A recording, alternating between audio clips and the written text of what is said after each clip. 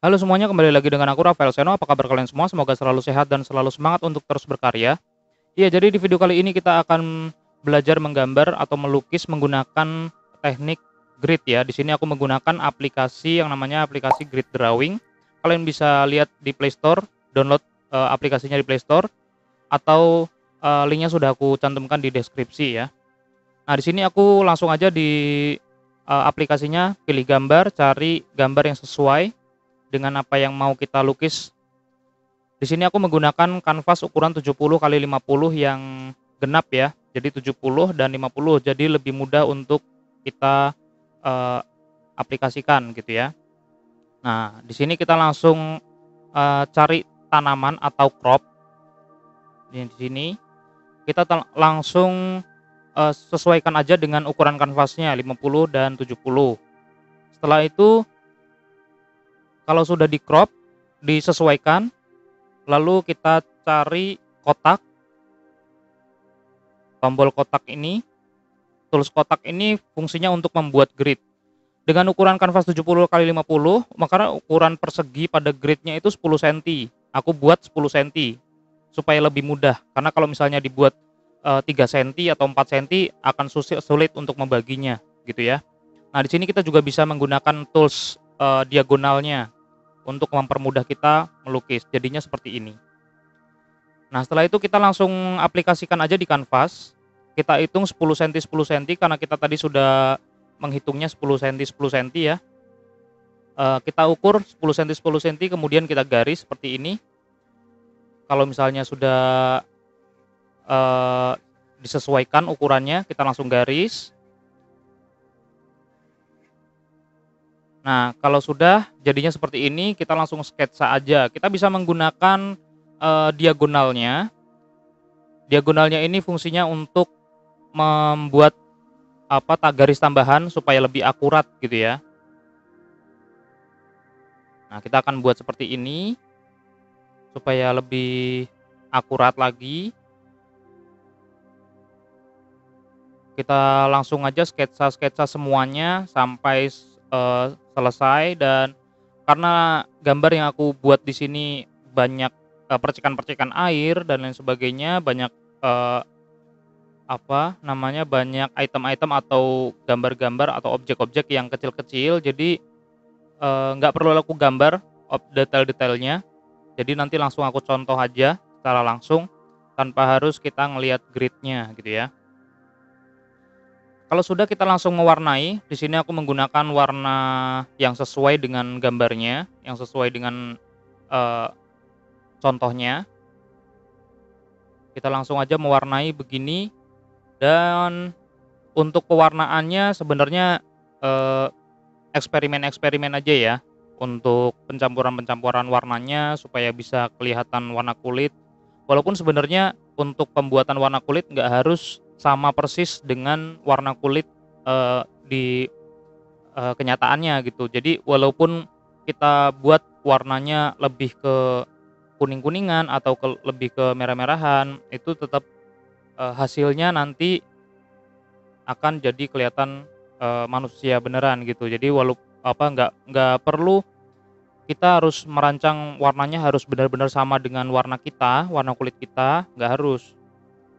Kadang-kadang waktu diproses, kita suka nggak percaya diri, pas waktu kita menggambar, kadang-kadang kita nggak percaya sama hasil goresan kita atau hasil dari pewarnaan kita, gitu. Tapi sebenarnya nggak masalah kalau misalnya memang sudah eee, warnanya mau dibuat orange gitu, ya konsisten aja, konsisten semuanya harus ada unsur orange-nya gitu, jangan sampai berubah warna lagi, gitu. Di sini kita langsung aja sampai ke detail-detailnya pun juga kita langsung buat,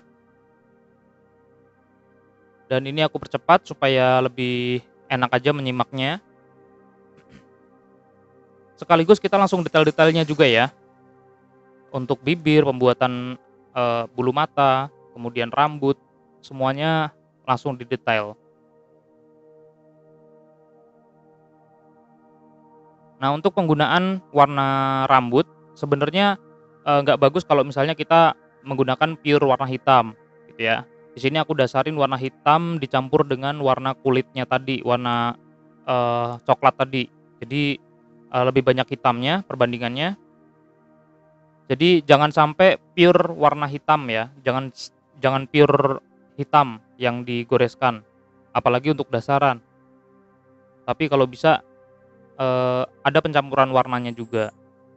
Dan untuk misalnya seperti pembuatan putih, pembuatan bayangan-bayangan, itu pun juga harus ada pencampuran warnanya. Nah, di sini kita langsung mendetail, langsung bikin bayangan-bayangan yang ada di rambut, sekaligus kita bikin satu-satu, bayangan-bayangan rambutnya. Walaupun nggak semua ya, karena di sini aku juga nggak apa namanya, nggak dibuat detail satu rambut, tapi aku mendetail cahaya-cahayanya saja yang menempel di rambut, begitu. Untuk pembuatan grid sendiri kalian bisa menggunakan aplikasi lain ya, banyak aplikasi yang menyediakan grid. Tentu ini sangat berguna untuk kita yang, hobi menggambar, hobi melukis, gitu, yang memerlukan akurasi yang cukup baik. Karena kalau misalnya langsung, sebenarnya bisa, tapi mungkin butuh waktu yang lebih lama. Bisa, yang seharusnya kalau misalnya pakai grid cuman 2 jam udah jadi, itu bisa 3 jam atau 4 jam gitu ya. Nah, di sini aku menggunakan grid karena memang aku membutuhkan akurasi yang cukup baik untuk, lukisan ini, apalagi lukisan ini kan, eee, dibuat skala lebih besar dan juga, banyak percikan-percikan air yang akan aku buat gitu. Jadi aku perlu contoh yang sesuai dan memerlukan akurasi yang bagus. Nah, di sini kita langsung membuat bayangan, tapi ini bayangan-bayangan dasar ya, karena nantinya akan ditimpa oleh, eee, air. Ini hanya Nah, seperti ini hasilnya, ini hanya warna-warna, eee, dasaran untuk kulitnya, untuk kulit manusianya. Kalau sudah kita buat seperti ini, kita langsung ke detailing-nya aja. Kita akan bikin air, percikan-percikan air ini sebenarnya nggak terlalu rumit kalau misalnya udah tahu karakter air ya. Yang penting, dia ada pembiasan, air itu sifatnya ada pembiasan dari cahaya yang ditimpahnya itu. Misalnya cahaya yang ditimpahnya itu, warna yang ditimpahnya itu warna coklat. Jadi harus ada pembiasan warna coklat di, airnya. Kemudian ada, bayangan si airnya itu sendiri. Bayangan airnya itu sendiri terletak biasanya ada di, eee, pinggir dari airnya itu, gitu, yang menempel di objek utamanya. Kayak di tangan ini, otomatis kita akan bikin warna kulit yang lebih tua lagi untuk ditaruh di bayangan-bayangan di sebelah kanan atau kiri dari air itu sesuai dengan, di mana, apa namanya, sumber cahayanya gitu. Nah, di sini kita langsung, bikin detailnya.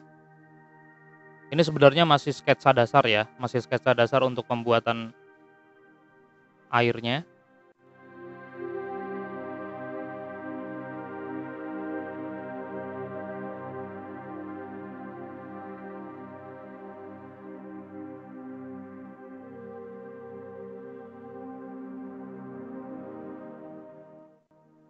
Untuk warna-warnanya sendiri, kita hanya memainkan warna gelap dan terang dari, warna objek.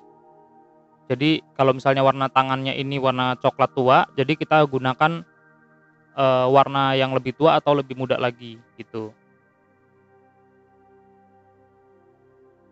Di sini aku menggunakan kulitnya ini menggunakan warna burnt umber dan burnt sienna, aku kolaborasi, maka aku akan buat warna gelap dari burnt umber dan burnt sienna itu, dan warna terang dari warna itu, gitu.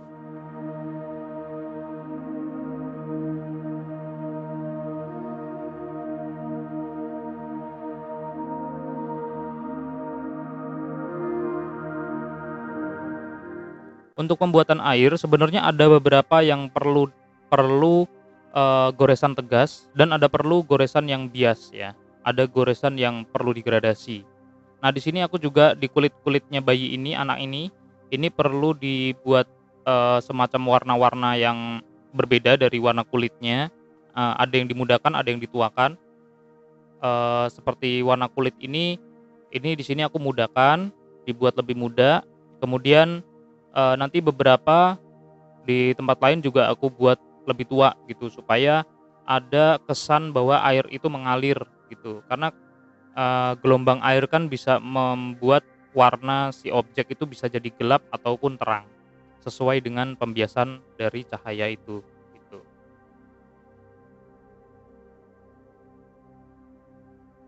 Nah, di sini aku udah buat, begitupun juga warna-warna, eee, kulit itu akan keluar ketika ada air yang, menempel di kulit dan keluar dari kulit gitu, warna kulit juga akan keluar gitu. Kita bikin background-nya dulu, kita sesuaikan background-nya dengan yang, kita harapkan, mau warna background-nya seperti apa. Di sini aku menggunakan warna, eee, hijau kebiru-biruan agak kalem gitu, tapi aku campur hitam juga, jadi, bisa dibilang abu-abu ya, abu-abu dicampur dengan biru gitu.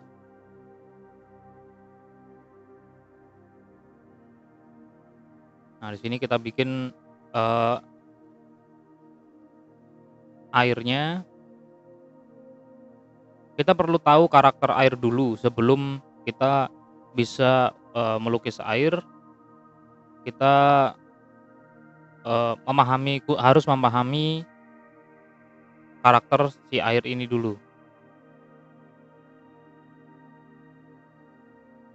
Jadi sebenarnya kalau misalnya mau dijelaskan bentuk air atau karakter air itu seperti apa ya saya juga, meraba-raba ya, karena karakter air ini, bisa dibilang cukup, sulit untuk terangkan begitu dalam teori gitu. Yang jelas kalau misalnya kita bikin air, yang terpenting kita perlu membuat bayangan, kemudian memberikan kesan, bening, dan yang ketiga kita buat, eee, ketegasan dari si air itu, aliran airnya gitu. Di sini aku buat warna, hitam lebih gelap dari warna rambutnya, kemudian juga lebih terang dari warna rambutnya ini, kemudian dipadukan dengan, cahaya yang ada di air.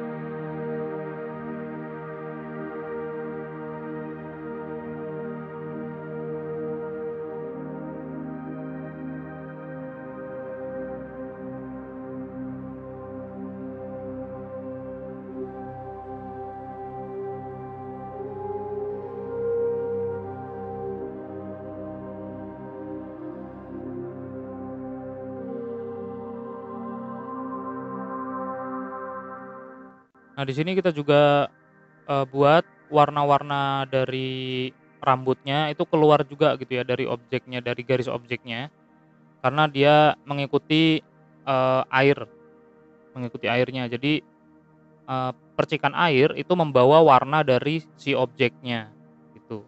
Bisa dibilang pembiasan, pembiasan warna.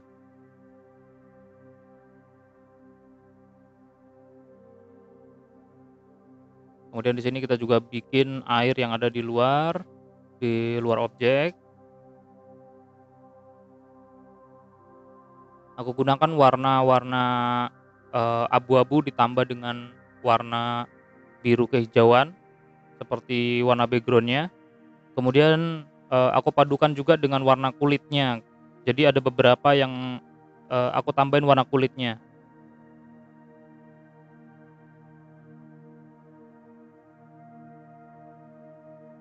Nah, di sini sebenarnya, eee,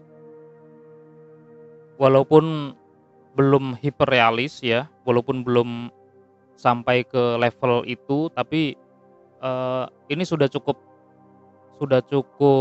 eee, baik gitu untuk pembelajaran gitu, untuk membuat apa namanya, air itu, salah satu teknik belajar, salah satu metode belajar untuk mencapai ke hiperrealis sebenarnya.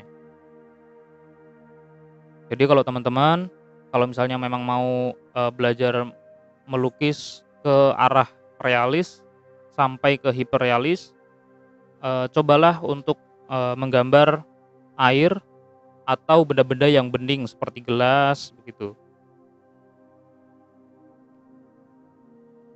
Di sini aku juga sambil belajar juga ya, makanya aku menggunakan, objek ini karena memang, eee, aku mau mencapai ke situ, mau mau belajar untuk mencapai ke hiperrealis itu, gitu.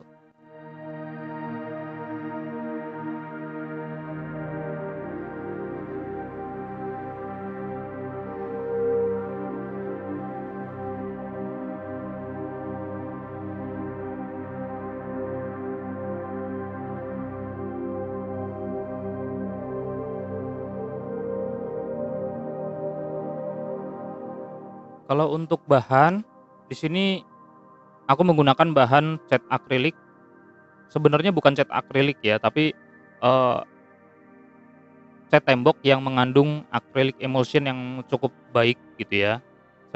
Aku menggunakan, cat Mawilek seperti biasa, yang biasa aku, buat juga di postingan di video-video sebelumnya.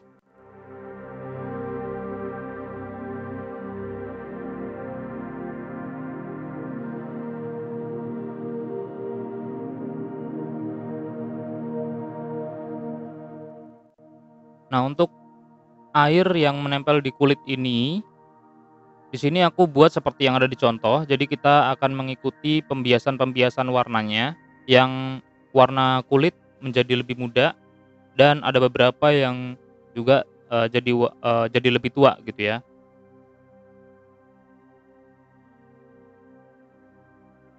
Kita tinggal bikin detailnya di sini, untuk kalungnya.